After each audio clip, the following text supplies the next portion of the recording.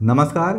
Healthy और disease free lifestyle के channel golden health में आपका स्वागत है। मैं हूं रवि वर्मा। आज हम बात करेंगे एक बहुत कॉमन सी बीमारी के बारे में, जिसमें हाथ पैरों में दर्द होता है, जोड़ों में सूजन आ जाती है, शरीर में जकड़न होता है और न जाने और क्या क्या विकार हो सकते हैं जो हमें परेशान कर देते हैं। इस रोग को हम जानते हैं गठिया या आर्थराइटिस के नाम से, जो अक्सर जोड़ों में पाया जाता है। उंगलियों में, घुटनों में, बैकएक के रूप में कई तरह से आर्थराइटिस हमें जकड़ सकता है। आइए आज हम बात करते हैं कि यह आखिर होता क्यों है और क्या इसका पूरी तरह उपचार या निदान संभव है।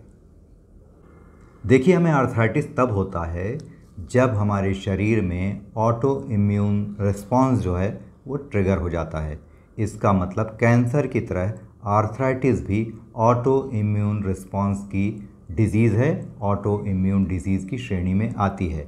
वैसे तो आर्थराइटिस कई प्रकार के होते हैं, लेकिन जनरली हमें रिएक्टिव आर्थराइटिस और रूमेटॉइड आर्थराइटिस जो होता है वही देखने में ज़्यादा मिलता है। इसके अलावा अगर ये आर्थराइटिस जब बढ़ जाता है तो ये ल्यूपस या एसएलई में भी तब्दील हो सकता है, जो आर्थराइटिस का ही एक एडवांस वर्जन कहा जा सकता है।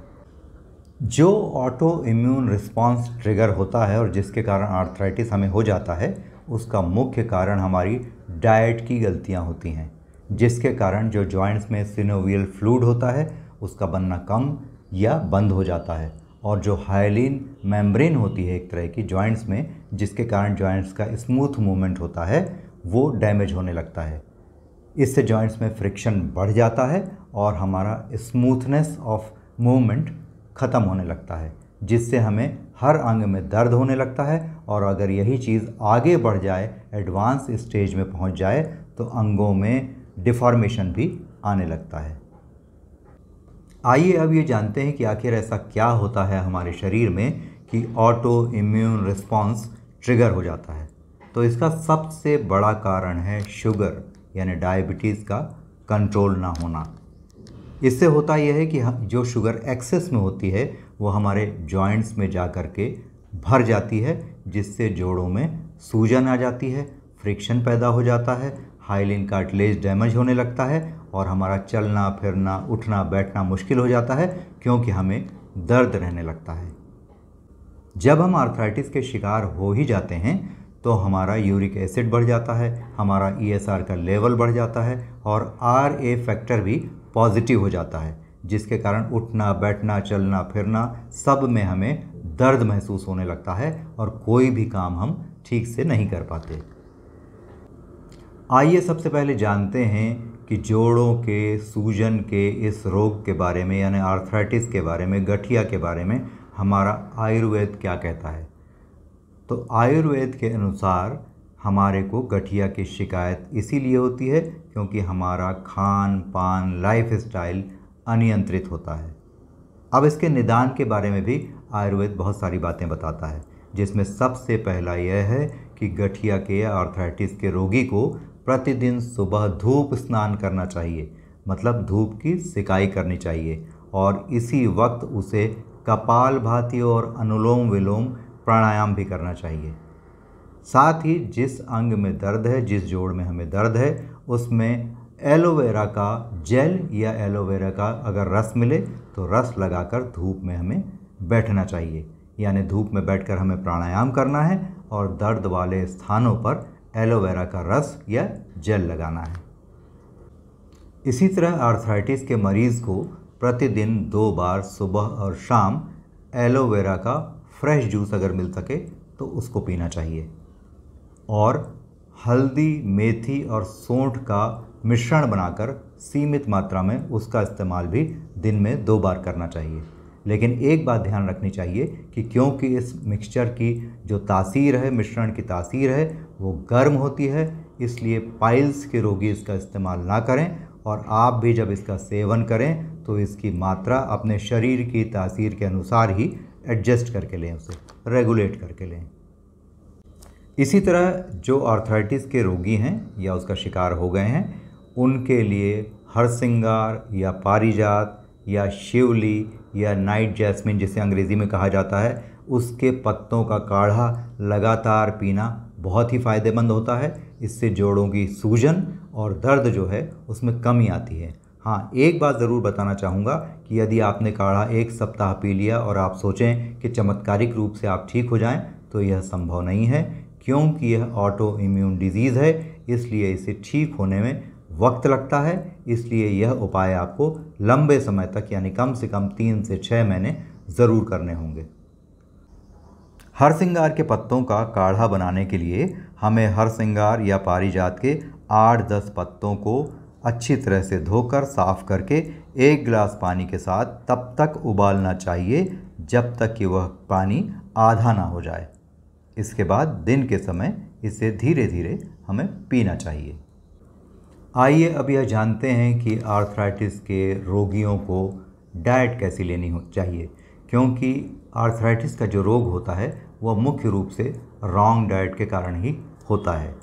तो सबसे पहली चीज़ जो हमने आपको बताई थी कि आर्थराइटिस में शुगर का कंट्रोल अच्छा होना चाहिए, यानी डायबिटीज़ नहीं बढ़ना चाहिए, नहीं तो शुगर जॉइंट्स में इकट्ठा हो जाता है और उससे तकलीफ़ बढ़ जाती है। इसका मतलब जो आर्थराइटिस के पेशेंट्स हैं उनको डायबिटिक डाइट ही लेने की ज़रूरत होती है। अब डायबिटिक डाइट का क्या मतलब होता है? इसमें सबसे पहली चीज़ ये होती है कि प्लांट बेस्ड डाइट का ही इस्तेमाल हमें करना चाहिए। जितने भी प्रोसेस्ड फूड हैं, पिज़्ज़ा, बर्गर, ब्रेड, बिस्किट, इन सारी चीज़ों का उपयोग पूरी तरह से हमें बंद कर देना चाहिए। इसके अलावा हमें यह भी ध्यान रखना चाहिए कि एनिमल प्रोटीन, एनिमल ओरिजिन का फूड यानी अंडा, चिकन, मिल्क, मीट, फिश, ऐसी सारी चीज़ों का इस्तेमाल तत्काल प्रभाव से हमें बंद करना चाहिए, क्योंकि एनिमल प्रोटीन जो है वो शुगर को बढ़ाता है और इससे हमारा जो आर्थराइटिस है वो नियंत्रण से बाहर हो जाता है। आर्थराइटिस के रोगियों को एक बात का और ध्यान रखना चाहिए कि उन्हें गेहूं का इस्तेमाल कम से कम या बंद कर सकें तो बंद कर देना चाहिए, और इसके स्थान पर मिलेट्स यानी जैसे जौ, ज्वार, बाजरा, रागी, इसके आटों का प्रयोग करना चाहिए रोटी खाने का अगर आपको शौक़ है तो, वरना आप स्टार्च निकालकर राइस का भी उपयोग कर सकते हैं।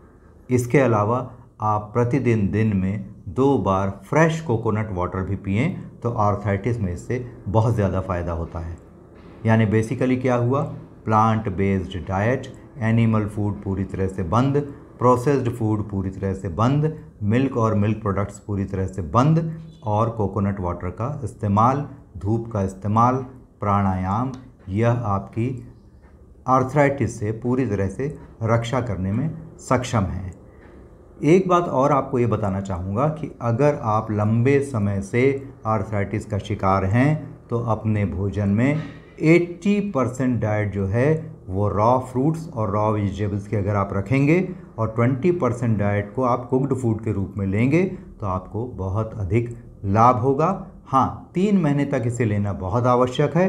इससे आपका जो आर्थराइटिस है उसका 100% रिवर्सल संभव है। आर्थराइटिस के मरीज़ों को एक चीज़ बहुत ध्यान में रखना चाहिए कि उनको जो डाइट है उसका कंट्रोल बहुत अच्छा उनका रहना चाहिए, और यह भी ध्यान में रखना चाहिए कि क्योंकि यह ऑटो इम्यून डिजीज़ है इसलिए इसके ठीक होने में या इसके रिवर्स होने में समय काफ़ी लगता है, तो इसमें धैर्य की भी बहुत ज़रूरत होती है।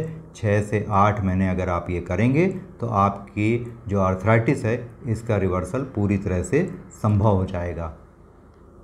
हमें उम्मीद है पूरी कि आपको हमारे अन्य वीडियोज़ की तरह यह वीडियो भी बहुत पसंद आया होगा और शायद आपके लिए उपयोगी भी साबित होगा, और अगर ऐसा है तो प्लीज़ इसे लाइक करिए, सब्सक्राइब करिए, और जितना अधिक हो सकता है सभी लोगों के फ़ायदे के लिए इसे शेयर भी करिए। Thanks for watching.